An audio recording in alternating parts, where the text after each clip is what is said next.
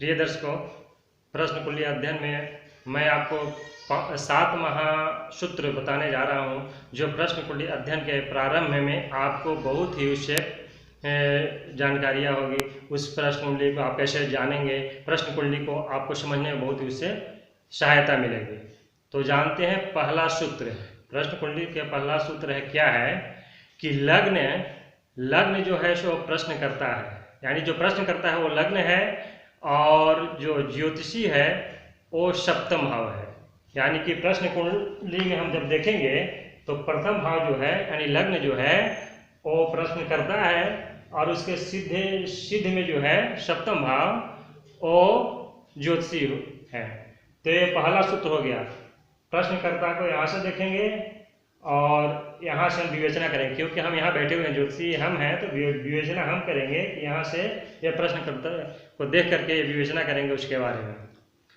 दूसरा सूत्र है कि प्रश्नकर्ता किस रास्ते से आपके पास आया है, यह जानकारी लेने के लिए आपके लिए बहुत ही महत्वपूर्ण होगा कि प्रश्नकर्ता किस रास्ते से आया है, उसको हम कैसे देखेंगे।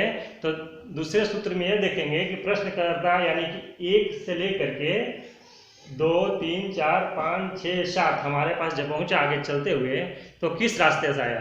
तो 1 से लेकर 7 तक हम देखेंगे कि वो किस रास्ते से आया, यानी कि 1 से 7 भाव हम देखेंगे को आने का वो रास्ता क्या हो गया, और किस स्थान से होते हुए हमारे पास पहुंचा है, और जब वो हमारे पास से जाएगा तो किस रास्ते से जाएगा, इसके विषय में भी हम जानेंगे। तो 8, 9, 10, 11 और 12 ये भाव देखेंगे कि हम प्रश्नकर्ता जो है वो हमारे पास से किस रास्ते से होकर के हो जा रहा है। तो ये दूसरा सूत्र हो गया। अब तीसरा सूत्र हम जानेंगे कि जो प्रश्न करता है वो भूतकाल के लिए प्रश्न कर रहा है, भूतकाल का जो प्रश्न कर रहा है उसको हम इसकी स्थिति को देख करके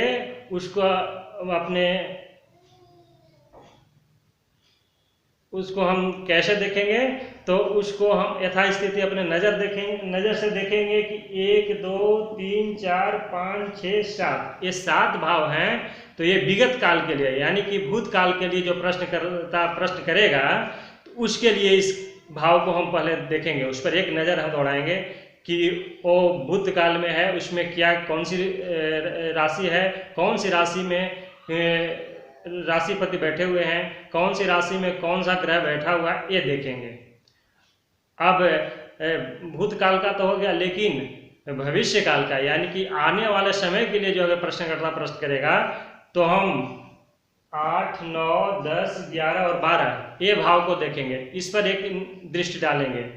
तो इससे हमको मालूम चलेगा कि कौन सा ग्रह किस स्थिति में बैठा हुआ है, कौन सा राशि में बैठा हुआ है, राशिपति कैसा है, ये हमको पता चल जाएगा। तो ये तीसरा सूत्र हो गया।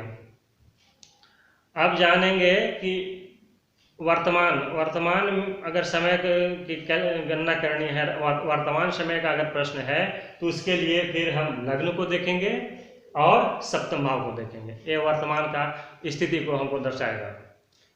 अब चौथा जो सूत्र है वो सूत्र है कि अगर हम भूतकाल का प्रश्नकर्ता के द्वारा पूछा गया प्रश्न को देख रहे हैं तो उसमें हमको ये 12वें भाव को भी देखना होगा।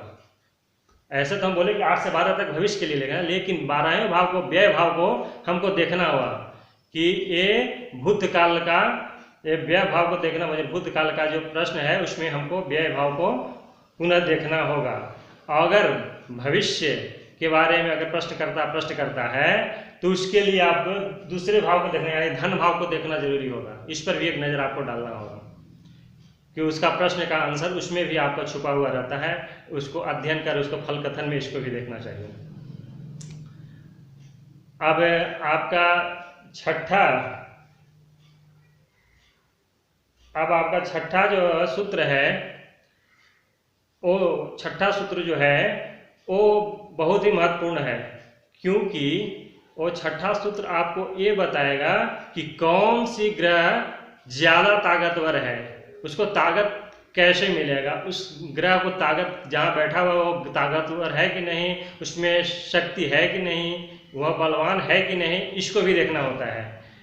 तो जैसे सूर्य, मंगल, बुध, गुरु और शनि, ये ग्रह विषम राशि में अगर बैठे हुए हैं तो वो बलवान होते हैं, वो ताकतवर होते हैं।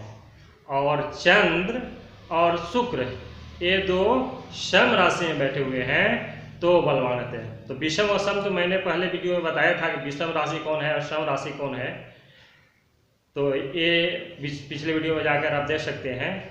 तो ये 5 राशियां जो हैं वो विषम राशि में बलवान होते हैं, और 2 जो चंद्र और शुक्र हैं वो 2 सम राशि में बलवान होते हैं।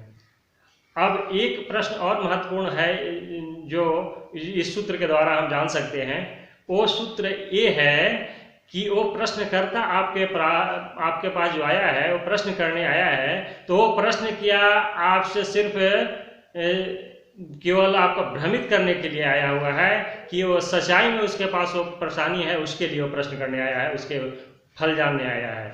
तो इसके बारे में भी आप जान सकते हैं। कैसे जानेंगे, ये हमको देखना होगा। कैसे देखेंगे, ये 1, 4, 7 और 10 ये केंद्र भाव होते हैं। तो ये केंद्र भाव में अगर किसी केंद्र में, किसी घर में आपको चंद्रमा बैठे हुए हैं, 1 में बैठे, 4 में, 7 में या 10 में कहीं पर भी बैठे हुए हैं, और जहाँ वो बैठे हो उसको छोड़ करके और ये 3 जो केंद्र बचेंगे उसमें शनि और बुध बैठे हुए हैं तथा वो सूर्य से अस्त हैं। अगर ये स्थिति बनता है या चंद्रमा किसी भी भाव में बैठे हुए हैं और मंगल भी इस केंद्र में कहीं बैठे हुए हैं, और बुध की एक ही दृष्टि होती है जो सप्तम दृष्टि होती है, वो पूर्ण दृष्टि से चंद्र को और मंगल को देख रहे हैं, तब आप ये प्रश्न कुंडली देख करके ही आप प्रारंभ में ही अनुमान लगा सकते हैं कि जो प्रश्न करता है वो आपसे सही प्रश्न न करके आपको भ्रमित करने हेतु वो किसी उटपटांग या उलटा पुलटा प्रश्न आपको पूछने आया है, वह सही स्थिति में प्रश्न पूछने नहीं आया है। ये आप देख करके, इस सूत्र को लागू करके आप देख सकते हैं कि वो प्रश्न कैसा पूछने वाला है, वो सही पूछ रहा है या नहीं पूछ रहा है, या वो आपको भरमाने के लिए, ज्योतिषी के पास जो आते हैं वो भरमाने के लिए, उनसे कुछ उत्कंठा, ऐसे सच्चाई के बारे में जानने के लिए उत्कंठा होती है, उसके बारे में जानने के लिए वो प्रश्न सीधा न करके वो उल्टा पुल्टा प्रश्न या उलट पुलट का कुछ ऐसे ही सवाल जवाब करते हैं। तो ये आप सूत्र लागू करके आप देख सकते हैं। तो ये आज 7 सूत्र हो गए। इस सूत्र को आप प्रश्न कुंडली जब बनाएंगे तो उस पर आप इसको लागू करके पहले देख ले, प्रारंभ में ही देख ले कि प्रश्नकर्ता के द्वारा जो प्रश्न किया गया है वो किस तरह का आपको अनुमान देता है। आपको प्रश्न अध्ययन करने से पहले ये अनुमान दे देगा, ये आपको अनुमान लग जाएगा कि वो सचमुच प्रश्न सही है या नहीं है, या फिर उसको कैसे हम प्रश्न को देखें। तो ये 7 सूत्रों को आप लागू करके देख सकते हैं। तो आज बस प्रश्न कुंडली अध्ययन कैसे करें में बस इतना ही। मैं अगले वीडियो में अब प्रश्न कुंडली में प्रश्न को लेकर के प्रश्न को कैसे हम फलित करें उसके बारे में मैं अगले वीडियो में बताऊंगा। तब तक के लिए जय श्री कृष्ण।